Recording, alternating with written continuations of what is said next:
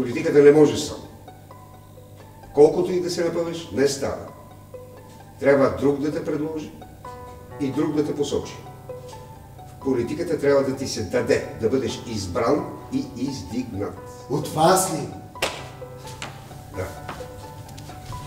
Ама защо вие избирате? Защото само ние може да изберем оня, който да ни прати там, където ни е мястото. Само ние може да изберем този, който да ви отърве от нас.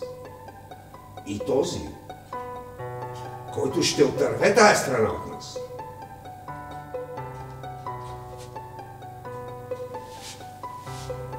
Това си ти. На хората им писна политика, а ти си извън системата. Ти си човекът. Имай предвид, че да си президент в тази страна не е като да си президент в друга страна. Смисъл! Смисъл!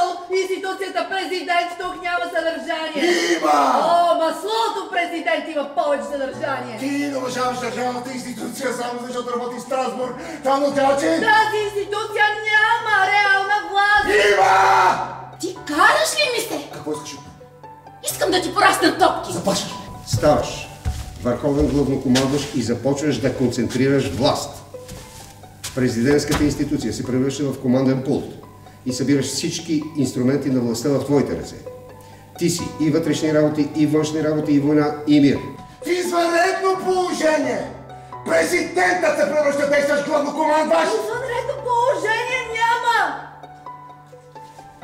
След няколко дни ще си ми подчинени, първо твоята глава ще фръкне. И защо ме интересува на колко началници си лиза от ташаците. Ясно ли е? Ще ти откъсна главата и ще я хвърля на кучината, тъпата ти милиционерска глава. Ясно ли е? Айде ми да подготвиш командния състав. Ние избори ще печелим или няма да печелим.